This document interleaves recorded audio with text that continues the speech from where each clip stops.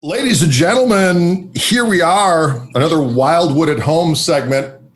This one's going to be a lot of fun. My buddy Roscoe Beck on the line from beautiful Austin, Texas. Texas. How do you say Roscoe and I go back a long way. We've shared many glorious musical moments, many humorous human moments as well. And I thought it'd be fun to talk with Roscoe about his quite an awesome career of playing a variety of different styles of music at an extraordinarily high level of both musicality and, let's just be honest, commercial success. There's nothing wrong. Occasionally those two things coincide. Only by accident. So currently, he's been back with his old compatriot, Eric Johnson, with another compatriot, Tom Breckline. Yes. Of course, those two were the rhythm section in the notorious Robin Ford and the Blue Line. And so tell us, just how's that going? So obviously with COVID, it's on a little bit of a hiatus, but hopefully once that subsides, or when it subsides, if the earth is still around, you will probably continue to do this for some time in the future, I would imagine. Yes. Well, I think actually probably the Eric Johnson group, we were probably single-handedly responsible for COVID-19. Because we started the 2020 tour. Actually, we left Austin on New Year's Day. Aha! And our first show was January 3rd. I should mention also that the group this time around was a quartet containing not only Tom Breckline, but a fabulous guitar player here from Austin. Yeah, Dave Scher. He's great. Dave Scher. Yeah. Wonderful player. Yes, indeed. And, I've been involved in many good groups with Eric over the years, but I think overall, this band was my favorite. Excellent. We had some great camaraderie going, musical and otherwise. It was really working. And so our first show was January 3rd. I believe it was Salt Lake City. But after that, I feel like, we must have been spreading it because we went to Washington State first. Oh. We started up there. I don't think there were any known cases when we were there, but soon after we left, well, what can I say? Lord! Worked our way down to California and Colorado, Texas. Basically, we did the western half of the U.S. Through January, and played that. Ended up in Austin February 1st. Took a small break, and then started doing the East Coast. And played New York City. When we played New York City, there was one case. Right. Soon after we left, all hell broke loose. So I'm connecting the dots here. It's not good. I'm sorry, folks. We really didn't mean to do it. Eric Johnson, the Pestilence Tour. Well, I'm afraid to admit it did seem like, after we left places, they just exploded. But I guess, coincidentally that was so we're going to say it's coincidence. happening all over the country. But although in this world of strange conspiracy theories, anything is possible. I know I've just launched something I'm going to be really sorry for. So when did you first meet Eric? I met Eric when we were both 20. We're the same age. So about 10 years ago. Yes. Yes, about that. Check the records. Yes, Eric Johnson, Stevie Ray, myself, all the same age. All born in, I better not say. At some point 10 years ago. Yes, born. 10 years ago plus a few. Yes. But yes, I had just completed 2 years at what was then called North Texas State University. Oh, yes. A famous music school. Indeed. Where in Denton, Texas. I met in Denton, Texas, where I met many musicians who were very inspirational. Lyle Mays was a freshman when I was a freshman there. His roommate, his dorm roommate, was a gentleman named Pat Coyle, who I ended up in a band with at school. And Pat now works with Michael McDonald. And later on, when I went out to L.A. and joined the Toshiko Akiyoshi Luta Back in Big Band. Please say that 5 times fast. I ran into another North Texas friend, Bob Shepard. But anyway, I did 2 years at the famous NTSU and had a hankering to go back to Austin, where I had finished high school. So I came back to Austin, and I had a very dear friend, a fabulous guitar player that no one knows about, named Fred Walter, the best kept secret in Texas. Still is.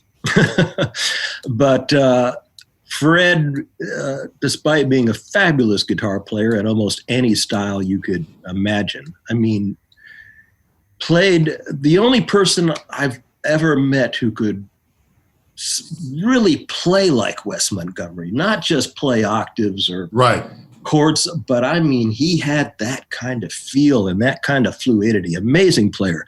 Anyway, and Fred was one of my great teachers, actually. But so when I came back from North Texas, I looked up Fred and I said, Fred, what's happening in Austin? And he told me a couple of things. He said, well, Jimmie Vaughan has a new band, because the band I had seen him with when I was in high school was a band called Storm. Okay. That had Doyle Bramhall Sr. on drums, among others. But he said, well, Jimmie's got a new band. It's called Fabulous Thunderbirds. And I was like, oh, okay, I got to check that out. And he said, have you heard Jimmie's little brother? And I said, no, I didn't. I really didn't even know he had a brother. And he said, well, little Stevie is an amazing player. He said, you got to check him out. And I said, done. I will check that out. And he said, and then there's Eric Johnson. And he's got a band called the Electromagnets, and I think you'd really like them. So I made it my mission to hear all 3 of those bands as soon as possible. And so I went down to 6th Street in Austin to hear the Electromagnets. And they were playing a club on 6th Street, which was a former porno theater called the Sun Theater. A place of sin. A place of sin, indeed. And was knocked out by the Electromagnets, which, of course, was Eric Johnson, Steve Barber, Kyle Brock on bass, Bill Maddox on drums. Loved what I was hearing, loved the group, but it was a small place and easy to meet. And so I met Eric after their set. Someone who knew both of us introduced us and told Eric, he said, well, this is Roscoe Beck, and he just came here from North Texas State. And that kind of interested Eric, I think. Just that. It's like, oh, a schooled musician? Yes. And, and he said, well, we should get together sometime. And fairly shortly after that, we did. The Electromagnets, as it turns out, were kind of in their last days. And Eric was looking to break out on his own and form a trio. And so when he decided it was time to do that, he gave me a call. And the rest, as I say, is history. Indeed. Well, and, one of the just most... to embellish on that story, of course, yes, I did go out to hear the other bands and right. Jimmie Vaughan. And then I ended up at a club there was a Sunday jam session at a place which was then called the One Night with a K, as in Knights of Old. Behold. Behold, warriors. Sorry for copying your thing.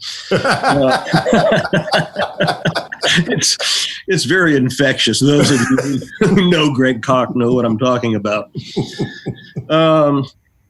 But anyway, yes, I ended up at this club called the One Night, which is still in existence now under the name of Stubbs Barbecue. Oh, yeah. But I went to this Sunday jam session, and it was just one of those things where you'd get called up on stage. You know, you'd let them know you were there, and they'd call you up. And they called Stevie and I up at the same time. And of course, Fred had told me about him, so so I knew about him. He didn't know about me. But we took the stage together. I wish I could remember who else was playing. I really can't. But I do remember that we played a blues in A minor. Some kind of blues in A minor was the first thing we played together, and we hit it off right away. Just hit it off. It was like, let's do more. And over the years we maintained that friendship. I never joined his band despite his asking, which of course seems like some kind of sin, of course. Because I think it turned out all right for you, though, Roscoe. It turned out all right, but we have our regrets in life, and there were many opportunities to actually work in a band with him, and at least one or two instances where he called me up and said, "Hey, I've got a little recording session," and it wasn't at any big studio or anything. It might have been at a 4-track facility or an 8-track facility. It was, we're talking 1974. Okay. A long time ago. Yes. But on a couple of occasions, I remember him calling me, "Hey, can you come over? I'm going to do this." And for some reason or another, I couldn't. Yes. So do have certain regrets, but we had a close friendship. We connected on a lot of levels. We jammed with each other a lot.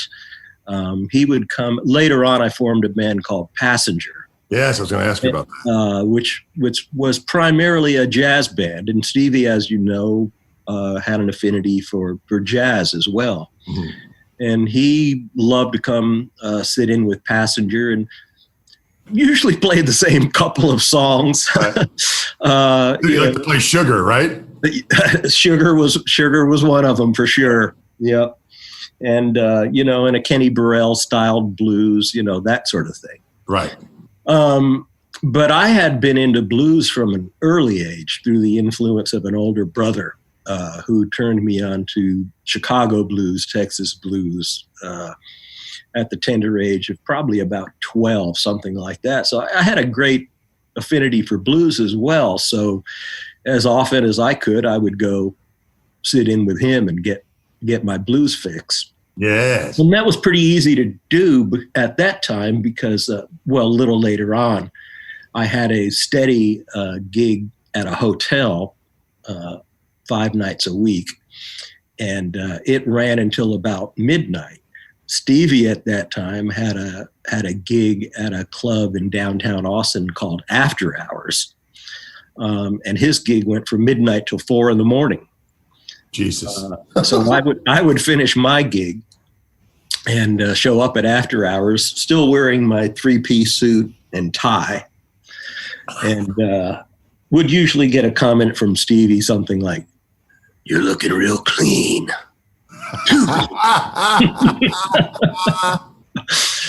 But many enjoyable evenings sitting in with him at the After Hours, which group then I think was called not Double Trouble, maybe Triple Threat Review, or maybe just going under his own name at that time. But we were close for many years. I spoke with him on the phone for probably an hour, not long before he passed. Oh, that's too bad. That was a sad time, but yes, indeed. Yeah.